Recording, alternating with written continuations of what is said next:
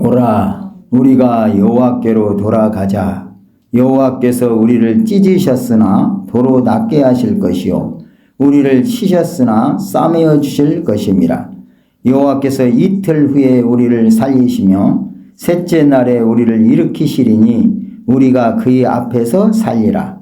그러므로 우리가 여호와를 알자. 힘써 여호와를 알자. 그의 나타나심은 새벽빛같이 어김없나니 비와 같이 땅을 적시는 늦은 비와 같이 우리에게 임하시리라 하니라. 에브라임아, 내가 네게 어떻게 하랴? 유다야, 내가 네게 어떻게 하랴? 너희의 인애가 아침 구름이나 쉬 없어지는 이슬 같도다. 그러므로 내가 선지자들로 그들을 치고 내 입의 말로 그들을 죽였노니 내 심판은 빛처럼 나오느니라. 나는 인애를 원하고 제사를 원하지 아니하며 번제보다 하나님을 아는 것을 원하노라. 그들은 아담처럼 언약을 어기고 거기에서 나를 반역하였느니라. 길르앗은 악을 행하는 자의 고을이라. 피 발자국으로 가득 찼도다. 강도 때가 사람을 기다림같이 제사장의 무리가 세겜길에서 살인하니 그들이 사악을 행하였느니라. 내가 이스라엘 집에서 가증한 일을 보았나니 거기서 에브라임은 음행하였고 이스라엘은 더럽혀졌느니라. 또한 유다여, 내가 내 백성의 사로잡힘을 돌이킬 때에 네게도 추수할 일을 정하였느니라. 아멘. 전장 마지막 절 15절을 보시면은 이렇게 말씀하셨었습니다. 그들이 그 죄를 뉘우치고 내 얼굴을 구하기까지 내가 내 곳으로 돌아가리라. 그들이 고난받을 때 나를 간절히 구하리라. 말씀을 했습니다. 전장에는 하나님 앞에서 범죄한 이스라엘 백성들이 그 범죄한 대가로 치르는 고통에 대해서 말씀하였습니다. 그 고난이 아주 극심한 비참한 그런 고난임을 말합니다. 그로 인해서 그들은 이제 자기들의 죄를 뉘우치고 하나님 앞에 나갈 수밖에 없는 그런 처지였었습니다. 그런데 그들이 그렇게 하나님 앞에 구할 때까지 하나님께서 이제 그들을 피하여서 하나님의 처소로 돌아간다고 이렇게 말씀합니다. 결국 그들은 고난받을 때 하나님을 간절히 구할 거라고 했습니다. 그리고 이어지는 말씀이 오늘 6장의 말씀입니다. 6장 내용을 보면은 1절에서 3절까지는 하나님께로 돌아갈 때 은혜 받을 수 있음을 교훈하고 있는 내용인데 1절에서 3절 내용입니다. 1절에서 3절 내용을 학자들에 따라서는 호세아가 이 이스라엘 백성들에게 권면하는 말씀이라 이렇게 보고 있는 학자들도 있고, 그러지 않고 또 다른 견해로는 이 이스라엘 백성들 자신들이 이제라도 우리가 여호와께로 돌아가야 할 거 아니냐, 그리고 우리가 여호와를 알자, 힘써 여호와를 알자, 이렇게 자기들끼리 서로 권면하는 그런 견해로도 보고 있습니다. 우리말 번역 성경을 보면은 우리가 가지고 있는 이 개역 개정판에 보면은 특별히 6장에 그냥 오라 우리가 여호와께로 돌아가자 이렇게 시작해서 3절을 마칠 때 우리에게 임하시리라 하니라 이렇게 마치고 있어요. 우리 말 번역으로는.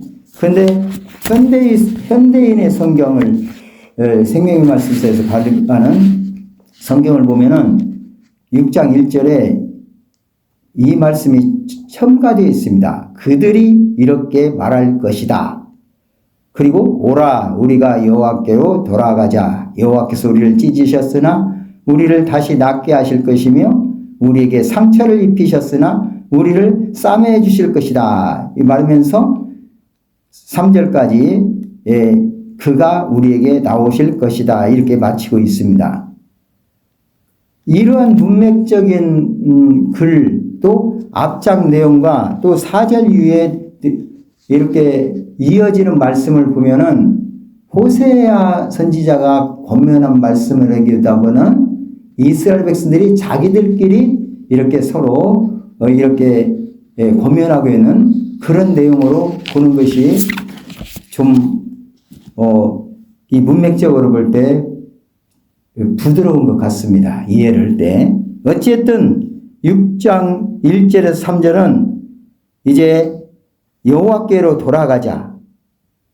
여호와를 알자. 이렇게 서로 말을 나누면서 이제 권해주고 있는 이런 내용으로 보게 됩니다. 그리고 이제 이어져서 4절에서 11절 말씀은 그럼에도 불구하고 이들이 올바르게 하나님 앞에 돌아오지 못한 상황, 여호와를 알되 제대로 알지 못한 그런 상황에 있는 이스라엘 형편, 특별히 이스라엘이 이 백성들뿐만 아니라 그들을 종교적으로 꼭 이제 정치적으로 이끌어줘야 할 그러한 지도층에 있는 사람들이 하나님 앞에서 범죄하고 아주 악을 행한 이런 내용들을 말하면서 이제 이들이 결국은 하나님께로부터 심판을 면하지 못할 것을 말씀하고 있고 북쪽의 이스라엘뿐만 아니라 남쪽의 유다까지도 결국 하나님의 심판이 이르렀음을 밝혀주는 말씀으로 구성되어 있습니다. 두 단락으로 나눠서 1절에서 3절은 하나님께로 들어갈 때 은혜 받을 수 있음. 그리고 4절에서 11절은 이스라엘과 유다가 언약을 어긴 죄를 지적하고 있는 내용입니다. 먼저 1절에서 3절 내용을 살펴보겠습니다. 호세아의 권고로 또는 환난을 당하는 이스라엘 백성들이 회개하는 말로 보고 있는 이 전 단락의 말씀인데 결국 이스라엘 백성이 환난을 당하고서야 비로소 자기들을 구원할 뿐인 여호와밖에 없음을 깨닫고 그에게로 온전히 나아올 것을 말씀하고 있습니다. 1절 한번 같이 읽겠습니다. 1절입니다. 오라 우리가 여호와께로 돌아가자. 여호와께서 우리를 찢으셨으나 도로 낫게 하실 것이요 우리를 치셨으나 싸매어 주실 것입니다. 여기서 오라 이렇게 시작하고 있는 말씀은 이 어근이 얄라크라는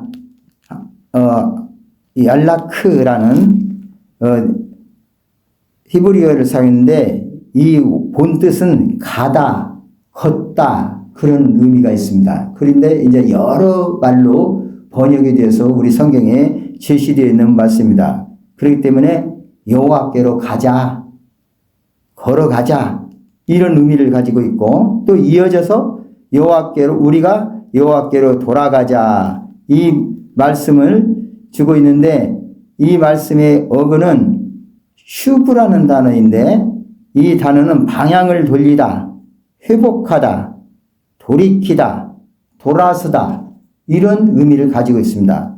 그렇기 때문에 우리가 하나님께로 걸어가자, 하나님께로 돌아가자, 방향을 돌리자, 다시 말해 회개하자는 그런 의미적으로 이 말씀을 생각할 수 있습니다. 그리고 이어서 여호와께서 우리를 찢으셨으나 도로 낫게 하실 것이요 우리를 치셨으나 싸매어 주실 것임이라. 이 말씀을 보면은 앞장 5장 14절에서 이렇게 말씀하셨습니다. 내가 에브라임에게는 사자 같고 유다 족속에는 젊은 사자 같으니 바로 내가 움켜갈지라 내가 탈취하여 갈지라도 건져낼 자가 없으리라 했습니다.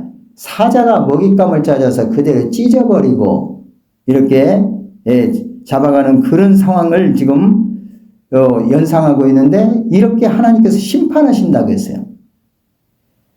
그런데 하나님께서 비록 이렇게 찢고 치셨어도 이제는 결국 그를 낫게 하실 것이고 회복시켜 주시는 이 기대감을 가지고 여호와께로 돌아가자고 권면하고 있는 말씀입니다. 신명기서 32장 39절의 말씀 보면은 하나님께서는 선민이 이스라엘 백성들에게 이렇게 말씀하셨었습니다. 이제는 나 곧 내가 그인 줄 알라. 나 외에는 신이 없도다. 나는 죽이기도 하며 살리기도 하며 상하게도 하며 낫게도 하나니 내 손에서 능히 빼앗을 자가 없도다 말씀해 주셨습니다. 바로 하나님께서 이스라엘 상처를 치료하시는 의사이심을 말씀해 주고 있는 말씀입니다. 그렇기 때문에 이스라엘이나 유다가 넘어지는 원인은 결국 하나님을 멀리한 교만에 있다는 사실을 이 말씀을 통해서 우리는 알게 됩니다. 그렇기 때문에 결국 이들이 회복되려면 하나님께로 돌아가는 온전히 회개하고 하나님께 나아가는 길밖에 없음을 분명히 말씀해 주겠습니다. 이렇게 성도가 마땅히 행할 바른 길을 걸어갈 때에 회개할 때에 용서해 주시는 자상하신 하나님임을 우리는 말씀을 통해서 확신하게 됩니다. 하나님께서는 쇠퇴와 침체에 빠진 이스라엘이 분명히 회복되리라는 말씀을 주셨습니다. 2절 말씀입니다. 여호와께서 이틀 후에 우리를 살리시며 셋째 날에 우리를 일으키시리니 우리가 그의 앞에서 살리라. 이 말씀을 또 성경학자들에 따라서 해석하기를 이것은 우리 예수님께서 십자가에 죽으신 후 3일 만에 부활하셨는데 예수님이 다시 살리신 것을 이 말씀 가운데서 예표로 이렇게 주신 예언이다. 이렇게 해석하는 학자들도 있습니다. 그러나 이제 본문의 전후의 문맥적으로 볼 때 이 해석을 이스라엘 회복이 빠르고 확실하게 성취될 것에 대한 말씀으로 이해도 합니다. 이스라엘의 정치적 회복은 3일 만에 살아나신 그리스도의 부활을 예표하는 것으로 보기도 하지만 여기서 이틀과 셋째 날이라는 것은 짧은 기간을 나타내는 광용적인 용법이기 때문에 이스라엘 백성을 회복시킬 날이 가까웠음을 뜻하는 것으로 보는 것이 문맥적으로 좋을 듯 합니다. 이제 1절, 2절에서 보면은 결국 호세아서 5장 14절에서 예언된 멸망과 형벌은 이미 성취된 것으로 언급됩니다. 그러나 진정한 회개가 있을 경우에 심판의 자리에서 고침을 받게 될 것을 선언하는 말씀입니다. 이는 백성들을 치료하고 회복시켜 주시는 여호와 하나님의 사랑과 주권적인 섭리를 보여주고 있습니다. 한편 이것은 여호와의 부르심에 응답하는 백성들의 참된 회개를 전제하고 있습니다. 또한 이스라엘의 구원은 오직 여호와 하나님께 달려 있음을 우리로 하여금 상기하게 합니다. 3절입니다. 3절 한번 다시 읽겠습니다. 그러므로 우리가 여호와를 알자. 힘써 여호와를 알자. 그의 나타나심은 새벽빛같이 어김없나니 비와 같이 땅을 적시는 늦은 비와 같이 우리에게 임하시리라 하니라. 아멘. 오늘 말씀을 살펴보면은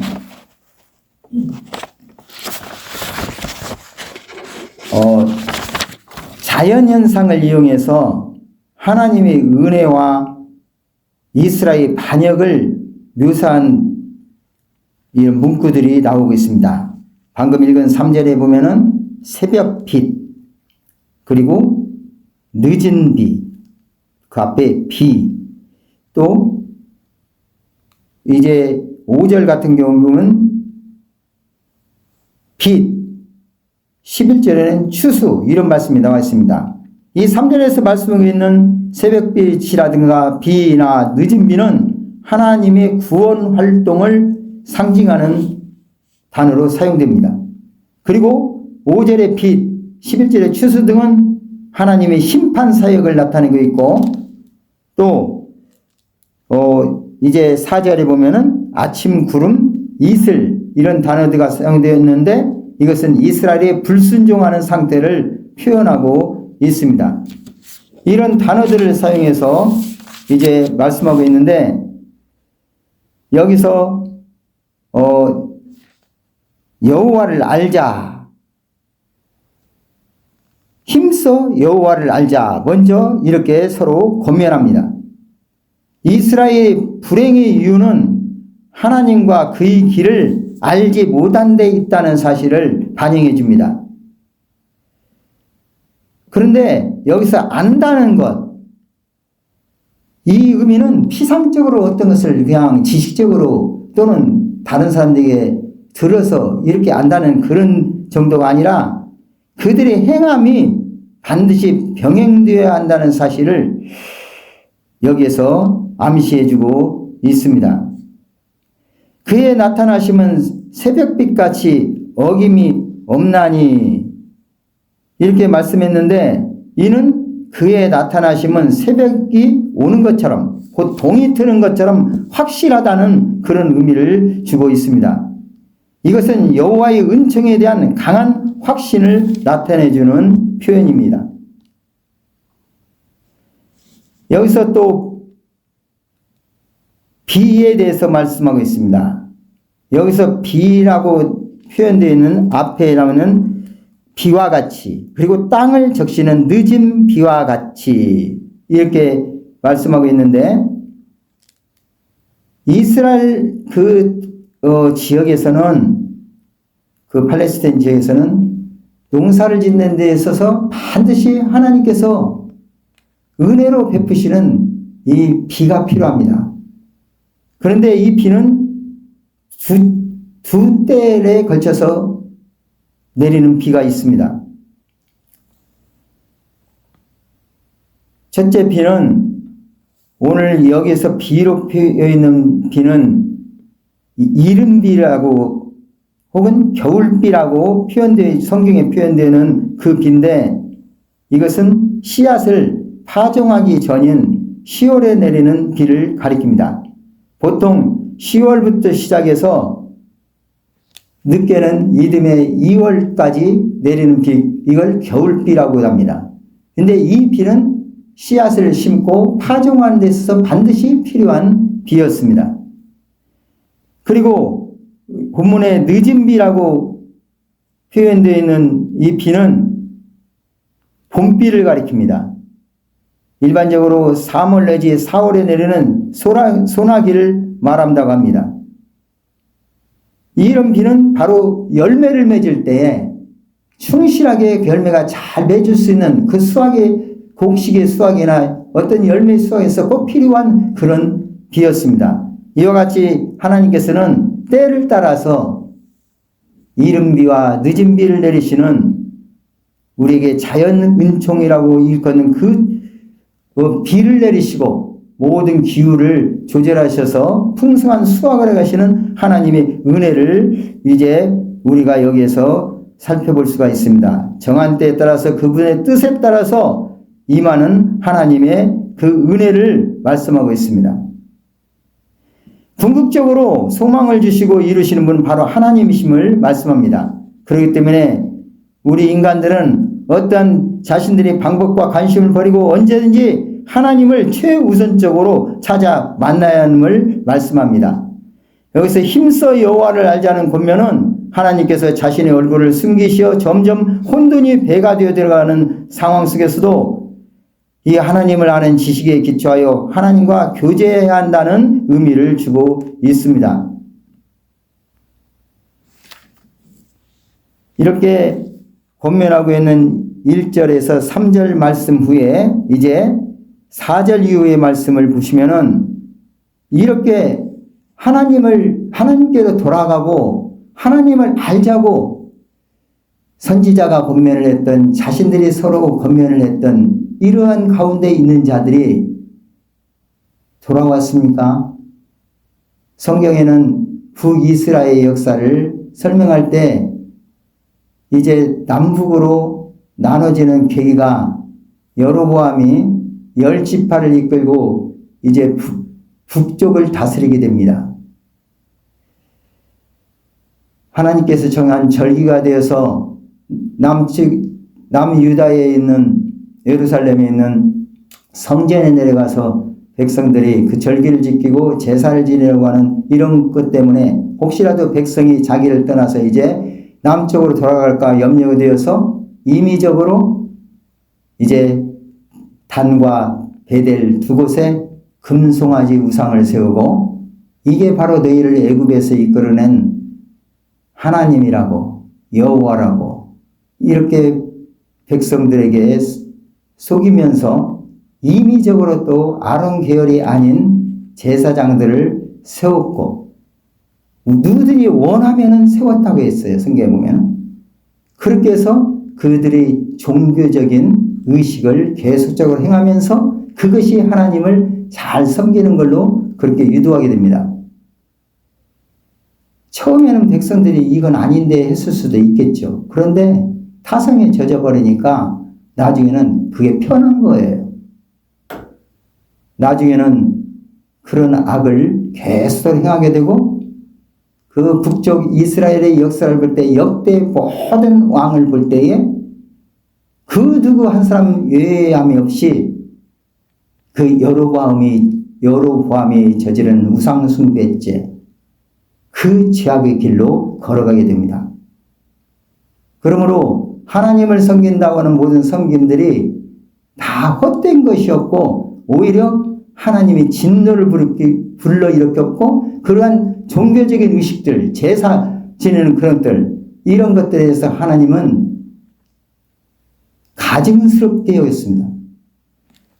이런 내용들을 우리가 성경을 통해서 이미 알고 있고 이런 내용들을 살펴볼 때에 비록 이들이 여호와께로 돌아가자 또 여호와를 알자 힘써 여호와를 알자 이러한 권면을 선지자로부터 받았던 자기들이 그렇게 생각을 했던 그렇게 하지 못했다는 것이죠. 결론적으로.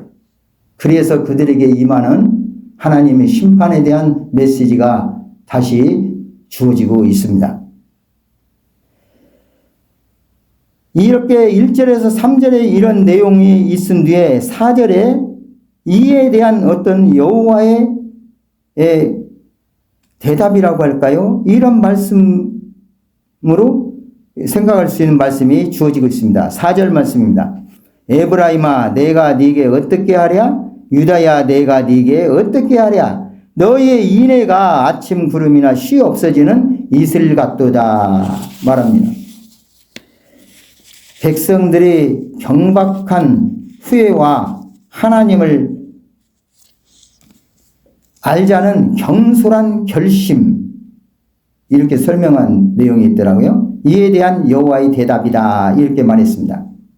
그들은 단지 허식과 욕심으로 하나님을 알자는 것이었다는 말씀입니다. 왜냐하면 4절 뒤에 보면 너희의 인애가 아침 구름이나 쉬 없어지는 이슬 같도다 말씀했는데 여기서 인애 히브리어로는 헤세드인데 이 헤세드는 여호와를 사랑하는 데서 오는 충성, 이웃을 온유하게 대하는 자비 이런 말씀으로 해석할 수가 있습니다. 그런데 이런 이스라엘의 인애가 또 어떤 말씀에는 변함없는 사랑 이렇게 말하고 있어요. 헤세드란 단어가 원래 원어적으로 보면은 열의, 열심, 열정, 사랑, 친절 이런 것들을 의미하고 있는 말씀이에요. 그래서 친절함, 인자함, 은혜, 하나님이 자비 이런 걸 나타내는 단어이기 때문입니다.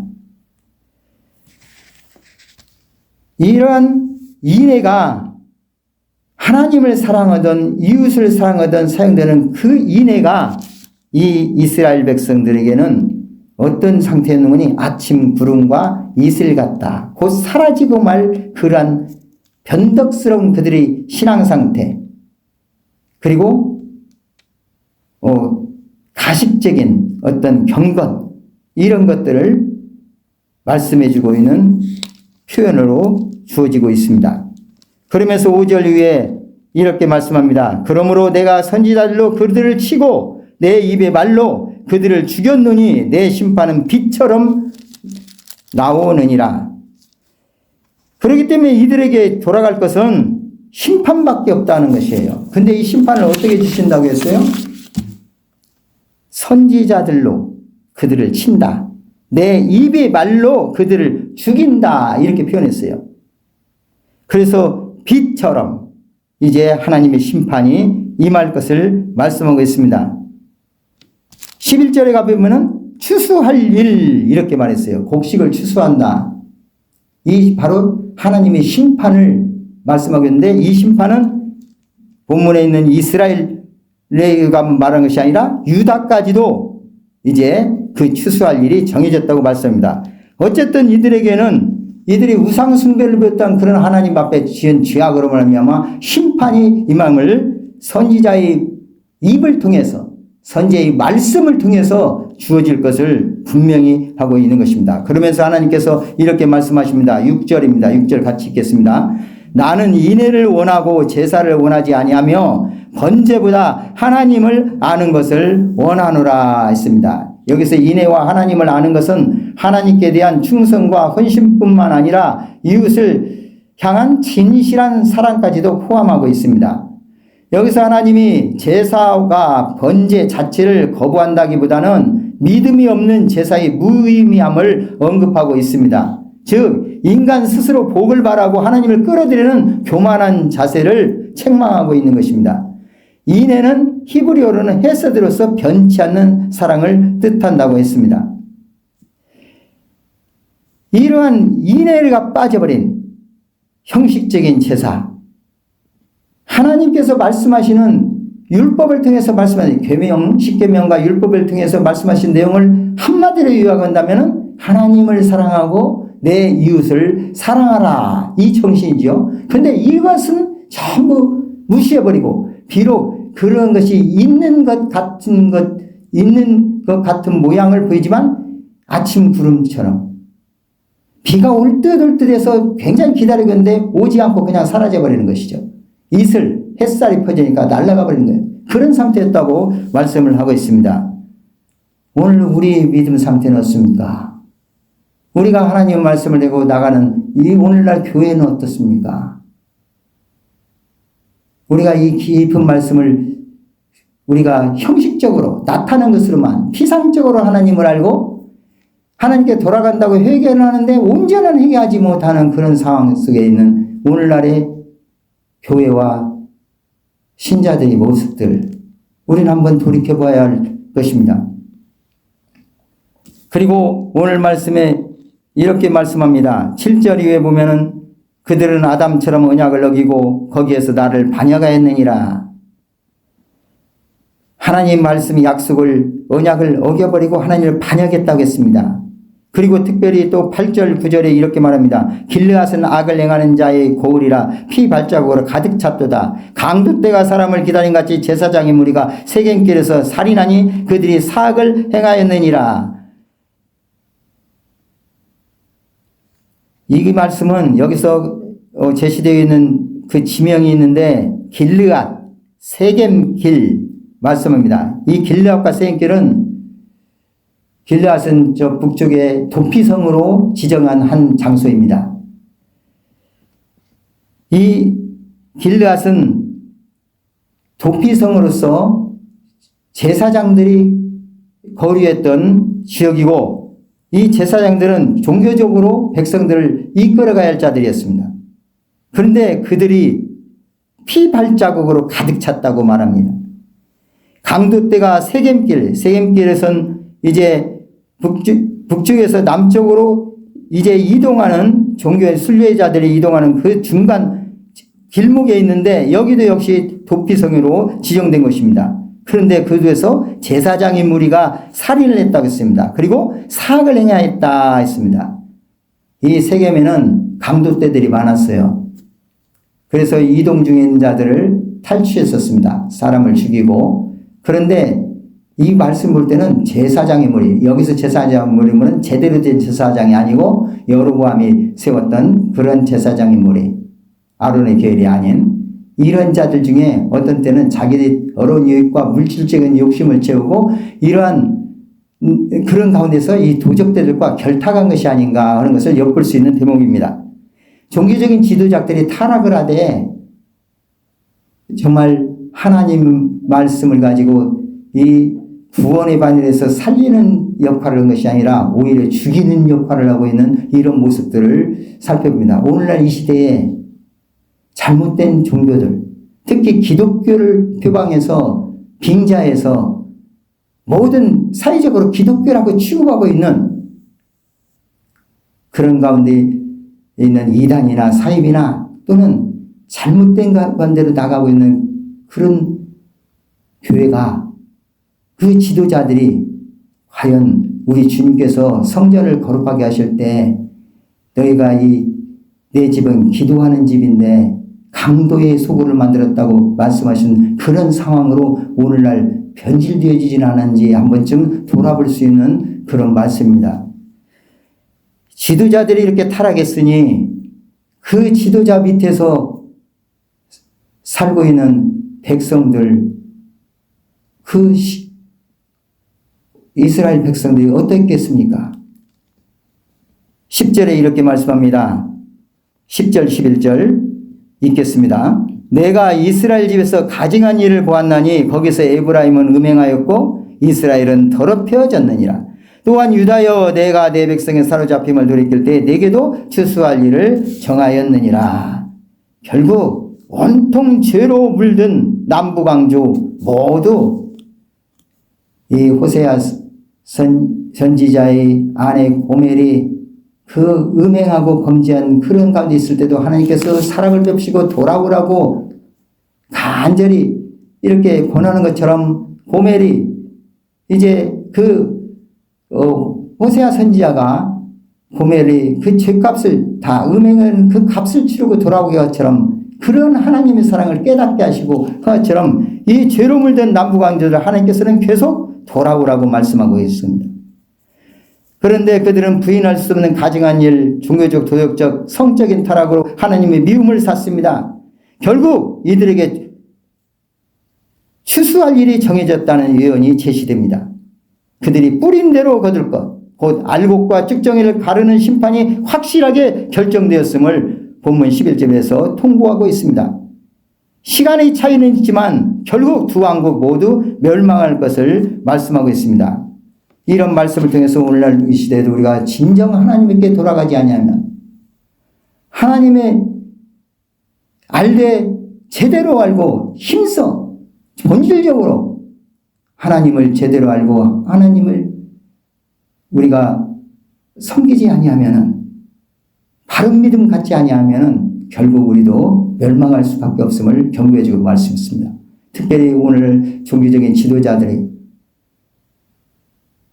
정말 하나님께서 살리시는 그 말씀에 바로 서지 못하면은 결국 엉뚱한 길로 갈 것이고 그 엉뚱한 가운데서 교회와 성도들을 이제 섬기며 이끌어간다면은 결국 멸망의 길로 이끌고 갈 것입니다. 오늘 이 시대는 감사하게도 우리에게 성경으로 완전히 정립된 하나님 말씀이 우리에게 주어지고 있습니다. 이 말씀에 경고에 있어서 우리가 오늘 본문에서 성도들을 고통의 속에서 구원하실 분이 오직 하나님이시고 오직 우리 하나님께만 나가고 신뢰할 때 단비 곧 늦은 비와 이른 비 허락하여 주셔서 이 비를 통해서 풍성한 우리에게 은혜를 주시듯이 영적으로도 이러한 은총을 내려준다는 사실을 우리가 분명히 하고 특별히 종교 지도자들은 평민에게 바른 말씀을 그리고 바르게 목회할 수 있는 이러한 자들로 굳게 세워져야 할 것을 경고해 주는 말씀으로 받고 특별히 뿌린 대로 거두는 그 믿음의 원리를 인식하고 오직 하나님 말씀에 순종하며 나갈 수 있는 그런 자들이 되어야 할 것입니다. 이와 같이 이 말씀을 받고 하나님 은혜 가운데서 경고해서 갈 수 있는 저와 여러분 되시기를 주님의 이름으로 축복합니다. 자비하신 하나님 아버지 감사합니다. 오늘 말씀을 통해서 이스라엘 백성들이 여호와에게 돌아가고 여호와를 알자고 하는 그러한 말씀으로 우리에게 교훈을 해주셨습니다. 온전히 하나님을 알되 참으로 힘써 하나님을 아는 저희들 되어질수록 인도하시고, 특별히 이 시대에 어지럽고 혼란한 시대 속에서도 견고한 하나님 말씀에 굳게 서서 은혜 가운데서 바로가고, 우리가 하나님께서는 인애를 원하시는 하나님, 하나님을 아는 것을 원하시는 하나님이심을 우리가 분명히 하고, 참으로 하나님께서 이제 형식적으로 또 가식적으로 나아가는 그러한 예배, 그리고 우리가 드리는 예물, 이런 것을 바라시는 것이 아니라 진정한 하나님께 돌아오고 하나님 말씀에 견고히 설 수 있는 참으로 하나님의 사람들로서 믿음 안에서 하나님 사랑, 이웃 사랑하기를 온전히 실천하는 것을 원하시는 우리 하나님이심을 분명히 하라. 이 말씀 안에서 견고히 서고 나아갈 수 있는 저희들 되어질 수 있도록 은혜 베풀어 주옵소서. 존귀하신 구주 예수님 이름으로 기도드립니다. 아멘.